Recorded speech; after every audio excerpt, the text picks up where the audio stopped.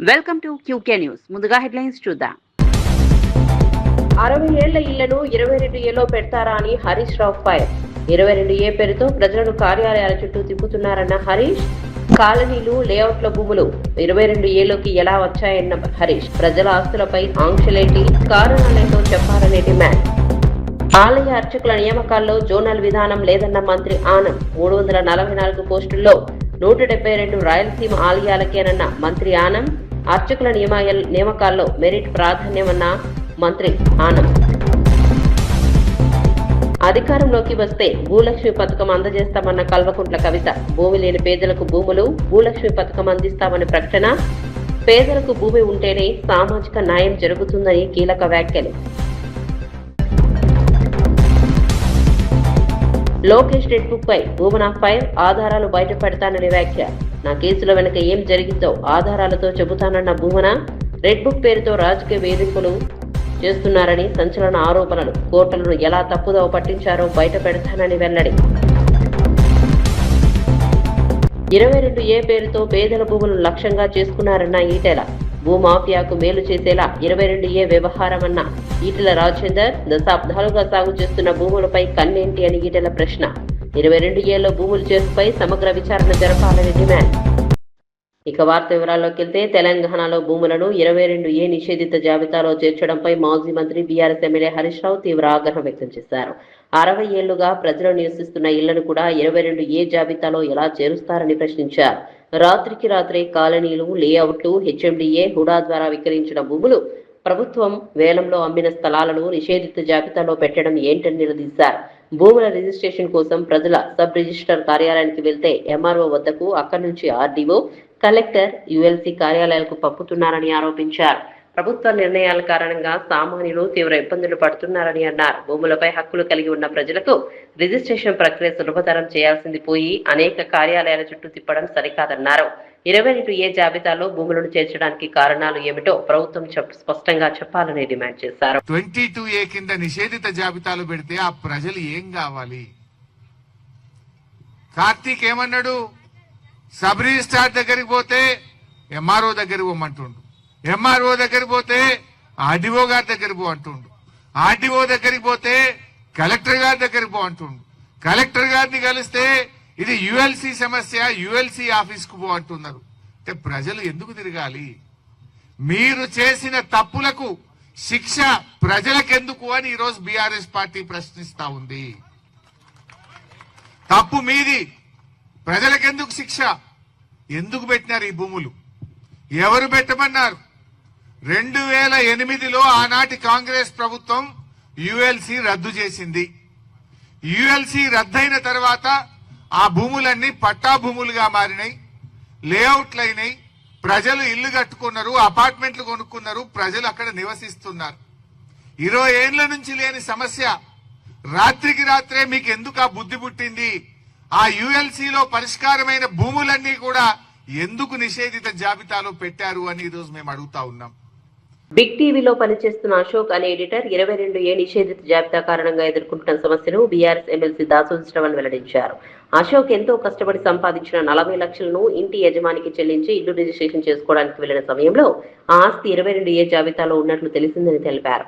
దీంతో తాను తీవ్రంగా ఇబ్బంది పడుతున్నానని పేర్కొంటూ అశోక్ మాజీ మంత్రి హరీష్ రావుకు లేఖ అందజేశారని చెప్పారు. జీవితాంతం కష్టపడి సంపాదించిన డబ్బుతో కొనుగోలు చేసిన ఇంటిని తన పేరుపై రిజిస్టర్ చేసుకోలేని పరిస్థితి ఏర్పడిందని ఆ లేఖలో వివరించినట్లు తెలిపారు.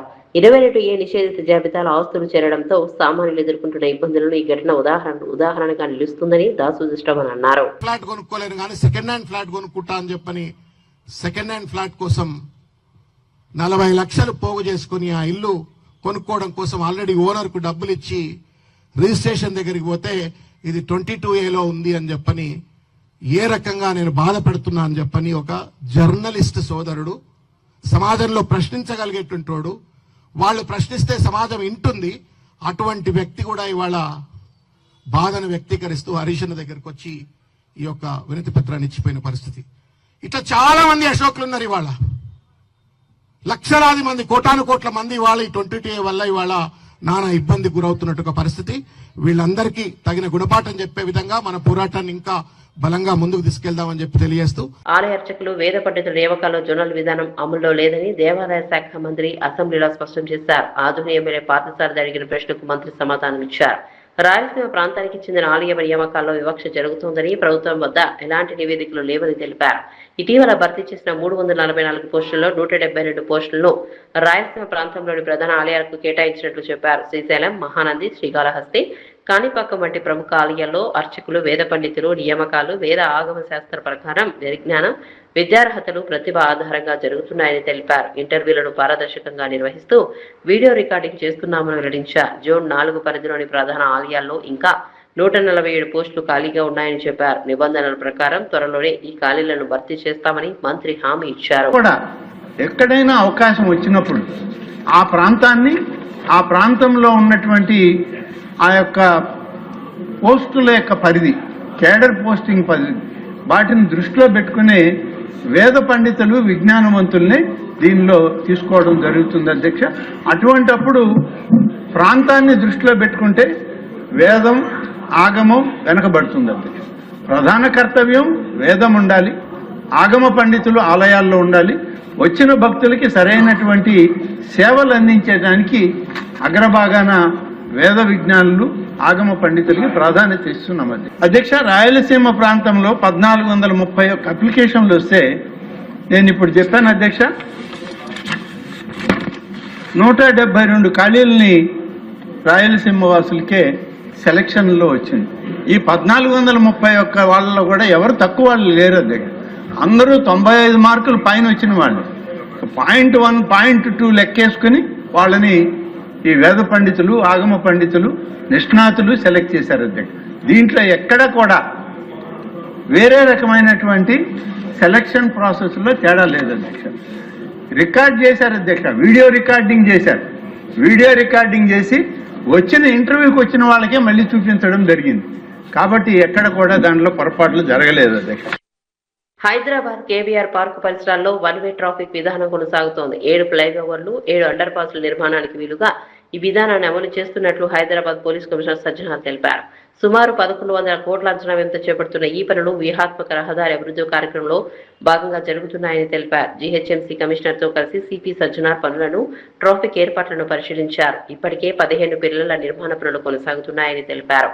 మరో 40 పిల్లర్లకు పునాదులు వేసేందుకు 1 వే విధానం ద్వారా అడ్డంకులు తొలగినట్లు చెప్పారు. ఉదయం 6 గంటలకు 1 వే ట్రాఫిక్ ప్రారంభమైందని, పీక్ అవర్స్ లో 2-3 ప్రాంతాలు మినహా ట్రాఫిక్ సాధారణంగానే కొనసాగుతోందని తెలిపారు. ట్రాఫిక్ నియంత్రణ కోసం 4 షిఫ్టుల్లో సుమారు 1000 మంది పోలీసులు మోహరించినట్లు వెల్లడించారు. కొంతమంది మనం ఇచ్చిన అడ్వైజరీ చూడకుండా కొంతమంది అట్లా రావడం జరుగుతుంది. ప్రజలందరూ కూడా కోరుతున్నాను, ఎందుకంటే వచ్చే వారము ఇది ఒక స్ట్రీమ్ లైన్ కావడానికి టైం పడుతుంది. ట్రాఫిక్ అడ్వైజరీస్ మళ్ళీ అట్లానే జిహెచ్ఎంసీ కమిషనర్ ఇచ్చే ఒక అడ్వైజర్ని అందరు కూడా చూసుకోవాలి, వాళ్ళు ట్రావెల్ ప్లాన్ అట్లానే చేసుకోవాలని చెప్పి కోరుతున్నాను.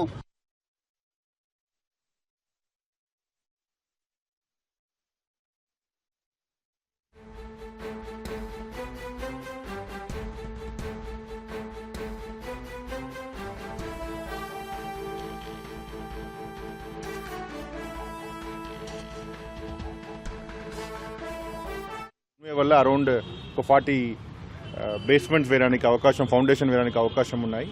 అండ్ 1 వే వల్ల ఎవరికైనా ఇబ్బంది లేకుండా ప్రత్యేకంగా ప్యాసింజర్స్కు అదేవిధంగా మోటరిస్ట్ కూడా వీఆర్ ప్రొవైడింగ్ ఆల్టర్నేట్ అరేంజ్మెంట్స్ చేస్తున్నాము. ప్యాసింజర్స్ కూడా పోలీస్తో మాట్లాడి we are giving signal, free signal ఇస్తున్నాం, సిగ్నల్ ఫర్ క్రాసింగ్ చేస్తున్నాం. దాంతోపాటు ఎక్కడెక్కడ ఇంకా స్ట్రక్చర్స్ ఎక్కడైనా కావాలి, సివిల్ వర్క్ కావాలన్నా దాన్ని కూడా ఏర్పాటు చేస్తున్నాం.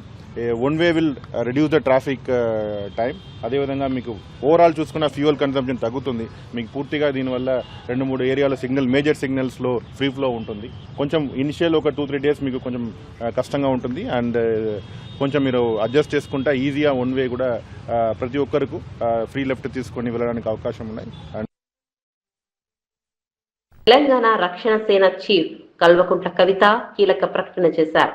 తమ పార్టీ అధికారంలోకి వస్తే భూలక్ష్మి పేరుతో ప్రత్యేక పథకాన్ని తీసుకొచ్చి భూమి లేని పేదలకు భూములు పంపిణీ చేస్తామని తెలిపారు. సామాజిక న్యాయం సాధించాలంటే పేద కుటుంబాలకు కనీసం కొంత భూమి ఉండాల్సిన అవసరం ఉందని కవిత పేర్కొన్నారు. నా ఆదివాసీలకు భూమి అంటే పంచ ప్రాణం, వదిలిపెట్టి ఉండలేరు, అడవిని వదిలిపెట్టి, భూమిని వదిలిపెట్టి. ఆ విషయం అర్థమవుతలేదు రేవంత్ రెడ్డి గారికి. మానవత్వం అన్నది పరిపాలనలో లోపించింది. అందుకే నేను బలంగా నమ్ముతా ఉన్నా, భూమి పంపిణీ జరగాల్సిందే. తెలంగాణ రక్షణ సేన అధికారంలోకి వస్తే ఖచ్చితంగా భూమి లేని ప్రతి పేద ఇంటికి కూడా కుటుంబానికి 1 ఎకరం చొప్పున మేము భూలక్ష్మి పథకం పేరుతోని భూ పంపిణీ చేయడం జరుగుతుంది. నేనే అధికారంలోకి వచ్చేదాకా ఆగాలి, అప్పటి వరకు పేదలు పేదగా ఉండాలి అనట్లే. కాంగ్రెస్ ప్రభుత్వం భూ పంపిణీ కార్యక్రమం మొదలు పెడితే మొదటి వరుసలో నిలబడి మేమే పంపిణీ చేస్తాం. 1 ఎకరం లేనటువంటి పేదల గురించి వాళ్ళు నేను అప్పీల్ చేస్తూ ఉన్నా, వాళ్ళ గురించి మాట్లాడుతూ ఉన్నా. సామాజిక న్యాయ సాధన జరగాలంటే ముందు భూమి ఉండాల్సిందే. ఒక గ్రామంలో పరిస్థితి ఇమాజిన్ చేసుకోండి, భూమి లేనివాడికి ఎంత విలువ ఉంటుంది, భూమి ఉన్నవాడికి ఎంత విలువ ఉంటుంది. పిల్లనియాలంటే ఏం అడుగుతారు? ఇల్లుందా, భూమి ఉందా, జాగుందా అని అడుగుతారు. ఆ విలువ ఉండద్దా, సామాజిక గౌరవం ఉండద్దా? దానికోసం నేను ప్రయత్నం చేస్తూ ఉన్నా. దయచేసి ఈ విషయాన్ని అర్థం చేసుకోవాల్సిందిగా మా మేధావర్గాన్ని అప్పీల్ చేస్తూ ఉన్నా. నేను సామాజిక న్యాయం జరగాలి తెలంగాణలో అంటే అది పొలిటికల్ స్లోగన్ కాదు, విప్లవాత్మకమైన గుణాత్మకమైన మార్పు కోసమే తెలంగాణ రక్షణ సేన ముందొచ్చింది, దానికోసం ప్రయత్నం చేస్తుంది. మరి భూలక్ష్మి పథకం కోసం మా ఆడబిడ్డలంతా కూడా ఆలోచన చేయాలి. మీ ఆడబిడ్డగా సమాజంలో గౌరవం సాధించాలంటే ప్రతి కుటుంబానికి కనీస ఆస్తి ఉండాలి, 1 ఎకరమన్న జాగు ఉండాలని బలంగా నమ్మే వ్యక్తిగా నేను ఈ పథకాన్ని ప్రవేశపెడతా ఉన్నా. మీ అందరి సంపూర్ణ మద్దతు, ఆశీర్వాదం తెలంగాణ రక్షణ సేనకు ఉంటుందని చెప్పి భావిస్తున్నా. నిజంగా 1 సెకండ్ ఆలోచిద్దాం. యాజ్ హ్యూమన్ బీయింగ్స్, 1 అర్ధ గజం భూమి ఉంటే, 1 గుంట భూమి ఉంటే ఎంత కాన్ఫిడెన్స్ ఉంటుంది? నేను ఉట్టిగా నిర్ణయం. మల్కాజ్గిరి ఎంపీ ఈటెల రాజేందర్ తెలంగాణ ప్రభుత్వంపై తీవ్ర ఆరోపణలు చేశారు. పేద ప్రజలకు చెందిన భూములను లక్ష్యంగా చేసుకుని భూ మాఫియాకు సహకరించే విధంగా వ్యవహారం జరుగుతోందని ఆరోపించారు. గత బీఆర్ఎస్ ప్రభుత్వంతో పోలిస్తే ప్రస్తుత కాంగ్రెస్ పాలనలో భూములకు సంబంధించిన అక్రమాలు పెరిగాయని అన్నారు. ప్రజలకు కేటాయించిన భూములు, పరిశ్రమల కోసం ఇచ్చిన స్థలాలు, ప్రభుత్వం అభివృద్ధి చేసిన లేఅవుట్లోని భూములను కూడా 22A నిషేధిత జాబితాలో చేర్చడం వెనుక కుట్ర ఉందని ప్రశ్నించారు. దశాబ్దాలుగా రైతులు సాగు చేస్తున్న భూములను కూడా స్వాధీనం చేసుకునే ప్రయత్నాలు జరుగుతున్నాయని ఆరోపించారు. భూములపై హక్కులు కలిగిన పేదలు, రైతులను ఇబ్బందులకు గురి చేయడం సరికాదని అన్నారు. నిషేధిత జాబితాలో భూములను చేర్చే ముందు పూర్తిస్థాయి పరిశీలన చేయాలని డిమాండ్ చేశారు. ఇవాళ మొత్తం కొన్ని వేల ఎకరాల భూములు ఆనాడు ఈ పేదల భూములు ఏవైతున్నాయో గుంజుకుంటా ఉన్నాడు. దాంట్లో మొట్టమొదలుగా బడంగపేట మున్సిపాలిటీలో 5 తరాలుగా సాగు చేసుకుంటున్నారు. వాళ్ళు జ్ఞానం ఉండవలసింది ఎక్కడ అంటే, ఇవాళ ప్రైవేటు భూములు ఏ రైతు అయినా లీజ్ తీసుకుంటే, కౌలు తీసుకుంటే 12 ఏళ్ళు 13 ఏళ్ళ కనుక వరుస పెట్టి కనుక ఉంటే, కబ్జా కాలంలో కాస్త కాలంలో ఉంటే 38E కింద ఆయనకు 40% భూమి మీద హక్కులు వస్తాయి. కానీ ఇక్కడ 100 సంవత్సరాల నుంచి ఉన్నప్పటికి కూడా అనేక గ్రామాలలో పేదలకు సంబంధించిన భూములన్నీ కూడా ఇవాళ గుంజుకొని వాటి దిల్లుకు అప్పచెప్పి వేలంపాట వేసి ఇలా లక్షల కోట్ల రూపాయలు వాళ్ళు ప్లాన్ వేసుకున్నట్ట. ఒక 10 లక్షల కోట్ల రూపాయలు మనం సమకూర్చుకోవాలి, ఆ సమకూర్చేటువంటి మార్గం అంతా కూడా ఇదే అని చెప్పి వాళ్ళు మాట్లాడుకునే తీరు చూస్తూ ఉంటే ఎంత నీచమైందో మనకు అర్థం కావాలి. మరి ఇన్ని రకాలుగా మీరే వాళ్ళ దగ్గర నుంచి ఫీజులు కట్టించుకొని పర్మిషన్లు ఇచ్చి మరి మీరే ఈరోజు వాటిని ప్రొహిబిటెడ్ లిస్టులో పెడుతున్నారంటే మరి ఏ రకమైనటువంటి ఈ రాష్ట్రంలో పరిపాలన సాగుతా ఉన్నదో చాలా స్పష్టమవుతున్నది. ఈ రాష్ట్ర ప్రభుత్వం ప్రజల ఆస్తి కాపాడాల్సినటువంటి బాధ్యత ఉన్నటువంటి ఈ రాష్ట్ర ప్రభుత్వం లక్షల కోట్ల విలువైనటువంటి భూములు ఈరోజు 22A పెట్టి ఒక కొత్త దందాకి తెరదీసినట్టు మాట వాస్తవం కాదని అడుగుతా ఉన్నాను. పొంగులేటి శ్రీనివాస్ రెడ్డి, నీవు అక్రమంగా నీవు మంత్రి కాక ముందు ఉన్నటువంటి నీ ఆస్తులు ఎంత, ఈ రోజు మంత్రి అయినాక సంపాదించిన ఆస్తులు లెక్క ఈ రోజు శ్వేతపత్రం విడుదల చేయడానికి సిద్ధంగా ఉన్నామని అడుగుతా ఉన్నాను. 30% డీల్ జరుగుతోందని ఫైర్. తెలంగాణలో 22A నిషేధిత జాబితా అంశంపై ఆర్ఎస్ ప్రవీణ్ కుమార్ తీవ్ర ఆరోపణలు చేశారు. ఇది టోల్ ఫ్రీ నెంబర్ కాదని టోల్ ఫ్రీ నెంబర్లా వ్యవహరిస్తున్నారని విమర్శించారు. 22A జాబితా నుంచి ఆస్తులను తొలగించేందుకు కొందరు డబ్బులు డిమాండ్ చేస్తున్నారని ఆరోపించారు. తన ఆరోపణల ప్రకారం ఆస్తి విలువలో 30% ఇస్తే నిషేధిత జాబితా నుంచి తొలగిస్తామని డీల్ చేస్తున్నారని అన్నారు. రెవెన్యూ మంత్రి పొంగులేటి శ్రీనివాస్ రెడ్డి ఇతర కాంగ్రెస్ నాయకులు నేరుగా డబ్బులు సంపాదించుకోవడానికి ఈ విధానం తీసుకొచ్చారని ఆరోపించారు. 22A జాబితాల ఆస్తులు, ఇళ్లను చేర్చిందే ప్రభుత్వమేనని విమర్శించారు. ఇందిరమ్మ ఇళ్లను కూడా 22A పరిధిలోకి తీసుకొచ్చారని ఆరోపించారు. రెవెన్యూ మంత్రి ఆదేశాల మేరకు కలెక్టర్లు, రెవెన్యూ అధికారులు ఆస్తులను నిషేధిత జాబితాలో చేర్చారని అన్నారు. ఏ కలెక్టర్ని అడిగినా చెప్తారు, రెవెన్యూ మినిస్టర్ గారు మౌఖికంగా ఆదేశాలు ఇచ్చారు. అందుకొరకే మేము ఎంఆర్ఓలందరినీ పిలిపించి దిడ్డంగా మొత్తం కూడా పట్టా భూములను 22A కింద పెట్టినాం. తెలంగాణలో ఇందిరమ్మ ఇళ్ళన్నీ కూడా 22A కిందకి మీరు తీసుకొచ్చినట్టే పేద ప్రజల నుంచి కూడా రాబందుల్లాగా వాళ్ళ జలగల్లాగా వాళ్ళ రక్తం పీల్చడం కోసమే ఈ 22A మీ ఆదేశాల మేరకు మీ కలెక్టర్లు మీ రెవెన్యూ అధికారులు పెట్టిర్రు. ఇప్పుడు అంతా చేసి మీరేం చెప్తున్నారు? టోల్ ఫ్రీ నెంబర్ ఉంది, దీనికి కాల్ చేయండి, మీ భూములన్నీ రిలీజ్ చేస్తామంటున్నారు. ఇది టోల్ ఫ్రీ నెంబర్ కాదు శ్రీనివాసరెడ్డి గారు, ఇది టోల్ ఫ్రీ నెంబర్. ఆర్ తీసేయండి, టోల్ ఫ్రీ నెంబర్ ఇది. అంటే ఎట్లయితే హైవేల మీద టోల్ గేట్స్ ఉంటాయో, ప్రతి వాహనం నుంచి కూడా ట్యాక్స్ ఎట్లయితే కలెక్ట్ చేస్తారో, మీరు ఈ టోల్ ఫ్రీ నెంబర్కు కాంటాక్ట్ చేసిన వెంటనే ఇగో నీ భూమి 22A ఉన్నది, మాకు 30% ఇవ్వండి, 30% ఇస్తే మీ భూమిని 22Aకి వెళ్ళి తీసేస్తాం అని చెప్పి కలెక్టర్కు మీరు చెప్తారు. ఇదే జరగబోతున్నది. మీరు ఎందుకంటే కలెక్టర్లకు ఎంఆర్ఓలకు సంబంధం లేకుండానే భూభారతి పోర్టల్ ద్వారా 22,000 ట్రాన్సాక్షన్ చేసిండ్రు. దాని మీద ఇంతవరకు మీరు నేను మాట్లాడతారనుకున్నాం, మీరు మాట్లాడలేదు. సో అది టోల్ ఫ్రీ నెంబరు, ఇది టోల్ ఫ్రీ నెంబర్ కాదు, ఇది toll free number. Ponguleti Srinivasa Reddy గారు డైరెక్ట్గా డబ్బులు సంపాదించడం కోసం తెలంగాణలో కాంగ్రెస్ నాయకులందరూ కూడా అక్రమంగా డబ్బులు సంపాదించడం కోసం పెట్టింది. అందుకొరకే ఇందిరమ్మ ఇల్లు కూడా మరి ఇవాళ 60% అంటే నాగార్జున సాగర్ భూ నిర్వాసితుల ఇల్లు, అదేవిధంగా రకరకాల నిర్వాసితులకు ఎవరైతే ప్రభుత్వాలు ఇచ్చిన ఇండ్లున్నాయో ఇందిరమ్మ ఇళ్లతో సహా పేదల రక్తం జలగల్లాగా పీల్చడం కోసమే ఈ 180059994788 పెట్టిండ్రు. అంతే తప్ప ఇది టోల్ ఫ్రీ కాదు, ఇది టోల్ ఫ్రీ నంబర్ FEE. ఈ రుసుము బలవంతంగా ట్యాక్స్ 30% అక్రమంగా గుంజి కాంగ్రెస్ జోబులు నింపుకోవడం కోసమే ఈ టోల్ ఫ్రీ నెంబర్ పెట్టిండ్రు.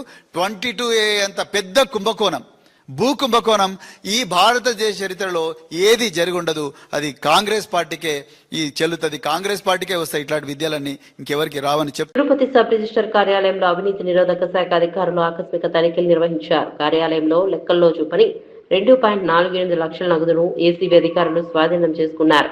అవినీతి అక్రమాలకు సంబంధించిన ఫిర్యాదులు రావడంతో అధికారులు కొద్ది రోజులుగా నిఘా పెట్టినట్టు సమాచారం. ఆ క్రమంలోనే ఆకస్మికంగా కార్యాలయంలోకి వెళ్లి తనిఖీలు చేపట్టారు. రిజిస్ట్రేషన్ ప్రక్రియకు సంబంధించిన పలు అంశాలను అధికారులు పరిశీలించారు.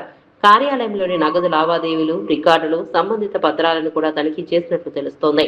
లెక్కల్లో చూపని నగదు గుర్తించడంతో ధరని స్వాధీనం చేసుకున్న అధికారులు తదుపరి చర్యలకు సిద్ధమవుతున్నారు.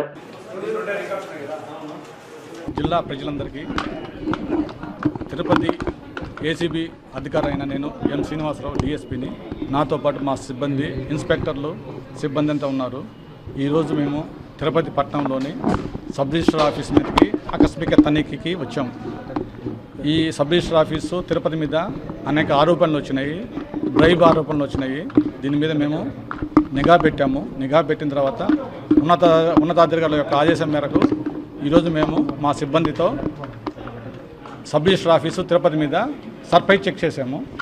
ఈ తనిఖీల్లో భాగంగా మాకు 2,48,000 రూపాయలు మాకు అన్అకౌంటెడ్ క్యాష్ ఈరోజు మాకు స్వాధీనం చేసుకున్నాము. దీని మీద మిగతా అన్ని రికార్డ్స్ కూడా వెరిఫై చేస్తున్నాము. ఈ సబ్ రిజిస్టర్ ఆఫీసులో కనుక ఎవరన్నా లంచాలు అడిగిన ఎట్లా మాకు నిర్భయంగా మనకు తిరుపతి ఏసీబీ ఆఫీస్కి మీరు ఫిర్యాదు చేయవచ్చు. ఈ ఎస్ఆర్ఓ ఆఫీస్ కాకుండా మిగతా ఎక్కడైనా సరే లంచం అడుగుతుంటే ప్రభుత్వ ఉద్యోగులు వాళ్ళు చేయాల్సిన పని చేయకుండా లంచం అడుగుతుంటే ఏసీబీ అధికారులు తిరుపతికి మీరు లిఖితపూర్వకంగా కనుక మీరు మాకు ఫిర్యాదు చేస్తే మేము ఖచ్చితంగా మీ రిపోర్ట్ని పరిశీలించి విచారించి మేము దాని మీద నిఘా పెట్టి కంపల్సరీగా వాడిని పట్టుకోవడానికి మేము వాళ్ళని పట్టుకుంటాము. ఈరోజు ఈ తిరుపతి ఆఫీస్లో దాదాపు ఈరోజు 42 రిజిస్ట్రేషన్ జరిగినాయి. ఈరోజు వాటికి సంబంధించిన అన్అకౌంటెడ్ క్యాష్ 2,48,000 మేము స్వాధీనం చేసుకున్నాము. ఈ స్వాధీనం చేసుకున్న తర్వాత మిగతా అన్ని రికార్డ్స్ వెరిఫై చేసి వివరాలు తర్వాత తెలియజేస్తాం. Thank you sir. ఎంతమంది వాళ్ళ పేర్లు ఏమన్నా స్వాధీనం చేసుకున్నాం? అన్అకౌంటెడ్ క్యాష్ స్వాధీనం చేసుకున్నాము. వీటి మీద మేము ఇంకా వాళ్ళ ఎస్ఆర్ఓ గారిని, వాళ్ళ స్టాఫ్ని, జూనియర్ అసిస్టెంట్, సీనియర్ అసిస్టెంట్ మేమంతా వివరణ తీసుకోవాలి. ఇంకా తీసుకున్న తర్వాత వివరాలని మీకు తెలియజేస్తాం.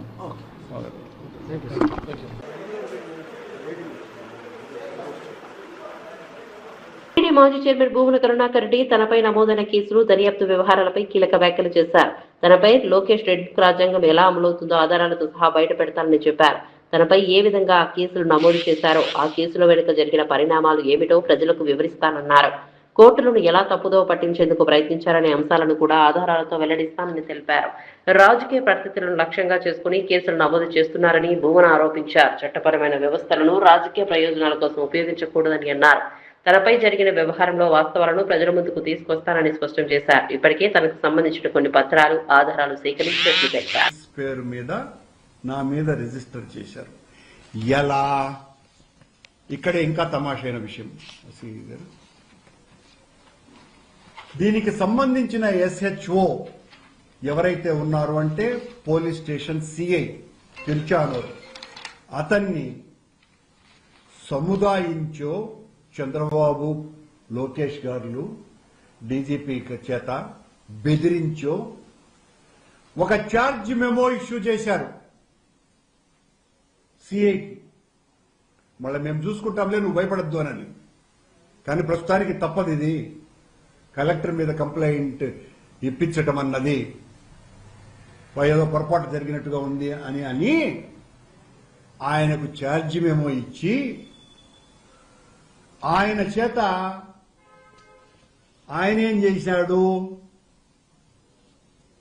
ఆయన సబ్మిటెడ్ అని నా మీద మరో కేసు రిజిస్టర్ చేసి, the allegation pertains to the land situated in survey number 478 of Thanapalli village, Tirupati rural mandal, in pursuance of the above instructions of SP. I verified the locus standi of the person. DSC నియామకాల అంశంపై ప్రభుత్వం వ్యవహరిస్తున్న తీరును శాసనమండలి ప్రతిపక్ష నేత బొత్స సత్యనారాయణ ప్రశ్నించారు. రైతులు, ప్రజా సమస్యలపై ప్రభుత్వానికి ఎంత శ్రద్ధ ఉందో రాష్ట్రం మొత్తం చూస్తోందని విమర్శించారు. శాసనసభలో ప్రతిపక్ష సభ్యులు లేరంటూ డిఎస్సీ అంశంపై ప్రభుత్వం మాట్లాడిందని ఆయన అన్నారు. అయితే ఇప్పుడు శాసనమండలిలో డిఎస్సీపై చర్చకు అవకాశం కోరితే ఎందుకు వెనకడుగు వేస్తున్నారని ప్రశ్నించారు. డిఎస్సీ నియామకాలపై తమకు ఉన్న అనుమానాలను సభలోనే ప్రస్తావించి ప్రభుత్వం నుంచి సమాధానాలు కోరుతున్నామని తెలిపారు. ప్రభుత్వ నియామక ప్రక్రియ పారదర్శకంగా నిర్వహించిందని చెబుతున్నప్పుడు చర్చకు వెళ్లాల్సిన అవసరం ఏముందని ప్రశ్నించారు. ఇబ్బంది పడుతున్నారు, అల్లాడుతున్నారు, ఎప్పుడు ఇలాంటి పరిస్థితులు ఈ రాష్ట్రంలో లేవు అని చెప్పింది మేము. ఇటువంటి పరిస్థితుల్లో ప్రజలను ఆదుకోవాలని చెప్పాం. మరి అసెంబ్లీలో మరి ఎందుకు పెట్టారు అధ్యక్ష? అదే ముందు దేశం పెట్టండి. అక్కడ లేదా? అక్కడ ప్రజలు కాదా? అక్కడ చర్చించిన ప్రజలు కాదా? అక్కడ వచ్చి వెళ్ళిన రెండో పెడతారు, ఇక్కడ వచ్చి మాత్రం అంటే ప్రజల మీద ఎంత శ్రద్ధ ఉందో. క్వశ్చన్ అవర్ అయిన తర్వాత BSc పిలుస్తాము, BSc లో డిసైడ్ చేసి అది లేదు. నన్ను పిలిచారు, ఓపెన్ చేయండి అధ్యక్ష.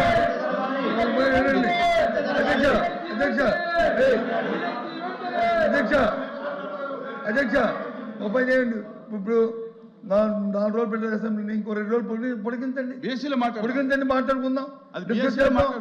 ఎంత ప్రజల మీద వాళ్ళకి అభిమానం ఉందో, ఎంత ప్రజల మీద మాకుందో అసెంబ్లీ కౌన్సిల్ తెలుసుకుందాం. ఇంకో 2 రోజులు పొడిగించండి. అది BSc 4 రోజులు ఎందుకు పెట్టాలి? అది ఇక్కడ కాదు కదా మనం డిసైడ్ చేసి BSc లో మాట్లాడు.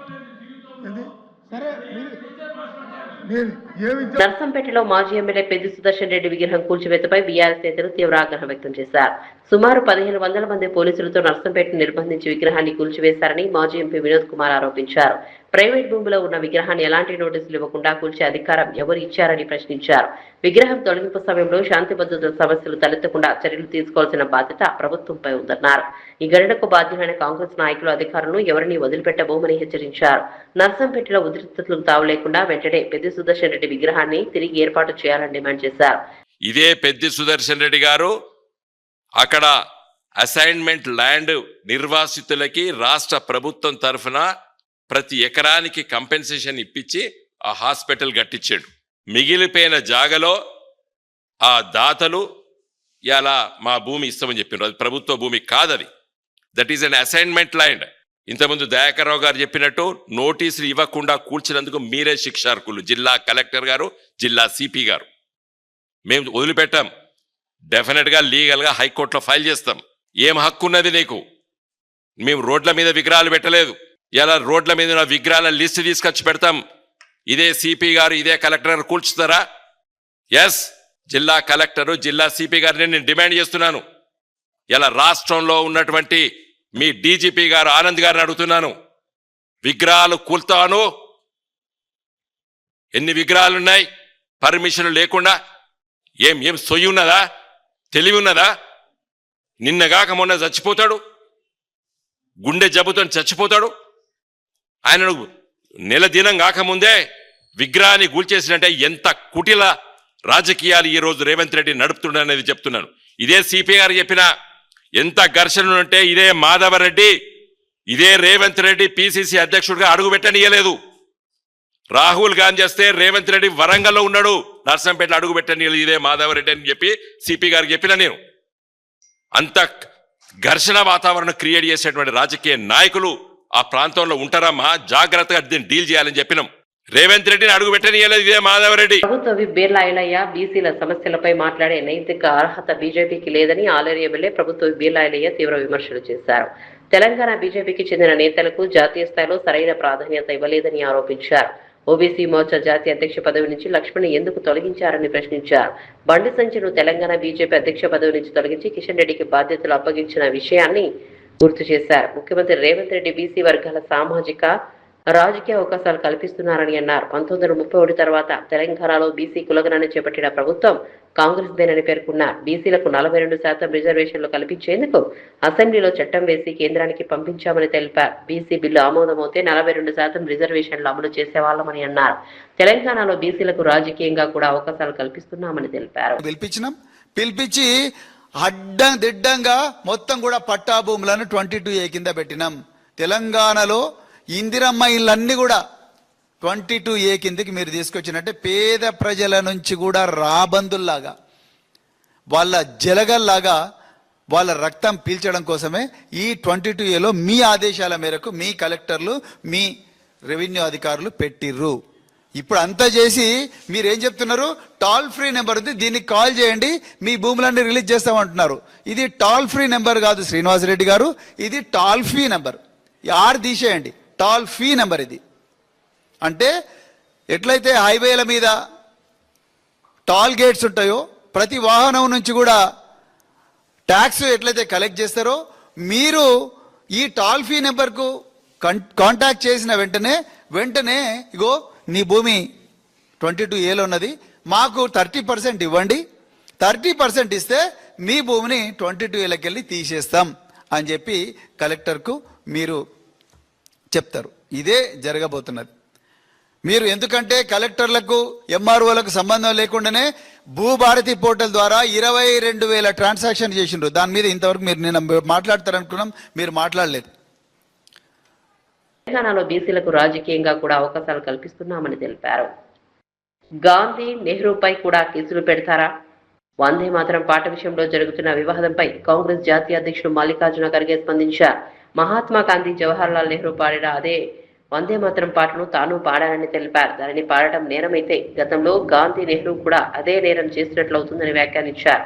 వందే మాతరం పాడటం నేరమని భావిస్తే గాంధీ నెహ్రూపై కూడా కేసులు పెట్టాలని అన్నారు. వల్లభాయ్ పటేల్ పై కూడా కేసు పెట్టాల్సి వస్తుందని వ్యాఖ్యానించారు. జాతీయ గీతాలు, దేశభక్తి గీతాల విషయంలో కాంగ్రెస్ కు ఉన్న చారిత్రక పాత్రను గుర్తు చేశారు. బీజేపీ నాయకులు పుట్టకముందే దేశంలో ఏ జాతీయ గీతాలను స్వీకరించాలనే అంశంపై కాంగ్రెస్ తీర్మానాలు చేసిందని తెలిపారు. ప్రభుత్వం ఏది చెబితే అదే జాతీయ ప్రమాణంగా మారనుందని అన్నారు. రేపు మరో ప్రభుత్వం అధికారంలోకి వచ్చి మరో నిబంధనలు చెబితే దానిని అందరూ పాటించాలా అని ప్రశ్నించారు. దశాబ్దాలుగా కొనసాగుతున్న సంప్రదాయాన్ని తాము పాటిస్తున్నామని ఖర్గే స్పష్టం. ఇప్పుడు అంతా చేసి మీరేం చెప్తున్నారు? టోల్ ఫ్రీ నెంబర్ ఉంది, దీనికి కాల్ చేయండి, మీ భూములన్నీ రిలీజ్ చేస్తామంటున్నారు. ఇది టోల్ ఫ్రీ నెంబర్ కాదు శ్రీనివాసరెడ్డి గారు, ఇది టోల్ ఫ్రీ నెంబర్.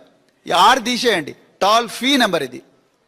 అంటే ఎట్లయితే హైవేల మీద టోల్ గేట్స్ ఉంటాయో ప్రతి వాహనం నుంచి కూడా ట్యాక్స్ ఎట్లయితే కలెక్ట్ చేస్తారో మీరు ఈ టోల్ ఫ్రీ నెంబర్కు కాంటాక్ట్ చేసిన వెంటనే ఇగో నీ భూమి 22Aలో ఉన్నది, మాకు 30% ఇవ్వండి, 30% ఇస్తే మీ భూమిని 22Aలోకి వెళ్ళి తీసేస్తాం అని చెప్పి కలెక్టర్కు మీరు చెప్తారు. ఇదే జరగబోతున్నది. మీరు ఎందుకంటే కలెక్టర్లకు ఎంఆర్ఓలకు సంబంధం లేకుండానే భూభారతి పోర్టల్ ద్వారా 22,000 ట్రాన్సాక్షన్ చేసిండ్రు. దాని మీద ఇంతవరకు మీరు నేను మాట్లాడతారనుకున్నాం, మీరు మాట్లాడలేదు. సో అది టోల్ ఫ్రీ నెంబరు, ఇది టోల్ ఫ్రీ నెంబర్ కాదు, ఇది టోల్ ఫ్రీ నెంబర్. 60 ఏళ్ల ఇళ్లను 22Aలో పెడతారా అని హరీష్ రావు ఫైర్. 22A పేరుతో ప్రజలను కార్యాలయాల చుట్టూ తిప్పుతున్నారన్న హరీష్ కాలనీలు లేఅవుట్ల భూములు 22ఏలోకి ఎలా వచ్చాయన్న హరీష్. ప్రజల ఆస్తులపై ఆంక్షలేంటి, కారణాలేంటో చెప్పాలనే డిమాండ్. ఆలయ అర్చకుల నియామకాల్లో జోనల్ విధానం లేదన్న మంత్రి ఆనం. 344 పోస్టుల్లో 172 రాయలసీమ ఆలయాలకేనన్న మంత్రి ఆనం. అర్చకుల నియామకాల్లో మెరిట్ ప్రాధాన్యమన్న మంత్రి ఆనం. అధికారంలోకి వస్తే భూలక్ష్మి పథకం అందజేస్తామన్న కల్వకుంట్ల కవిత. భూమి లేని పేదలకు భూములు, భూలక్ష్మి పథకం అందిస్తామని ప్రకటన. పేదలకు భూమి ఉంటేనే సామాజిక న్యాయం జరుగుతుందని కీలక వ్యాఖ్యలు. లోకేష్ రెడ్ బుక్ పై భూమన ఫైర్ ఆధారాలు బయటపెడతానని వ్యాఖ్య. నా కేసుల వెనుక ఏం జరిగిందో ఆధారాలతో చెబుతానన్న భూమన. రెడ్ బుక్ పేరుతో రాజకీయ వేధింపులు చేస్తున్నారని సంచలన ఆరోపణలు. కోర్టులను ఎలా తప్పుదోవ పట్టించారో బయట పెడతానని వెల్లడి. 22A పేరుతో పేదల భూములను లక్ష్యంగా చేసుకున్నారన్న ఈటెల. భూమాఫియాకు మేలు చేసేలా 22A వ్యవహారమన్న ఈటెల రాజేందర్. దశాబ్దాలుగా సాగు చేస్తున్న భూములపై కన్నేంటి అని ఈటెల ప్రశ్న. 22Aలో భూముల చేరుపై సమగ్ర విచారణ జరపాలని డిమాండ్. మరిన్ని అప్డేట్స్ కోసం చూస్తూనే ఉండండి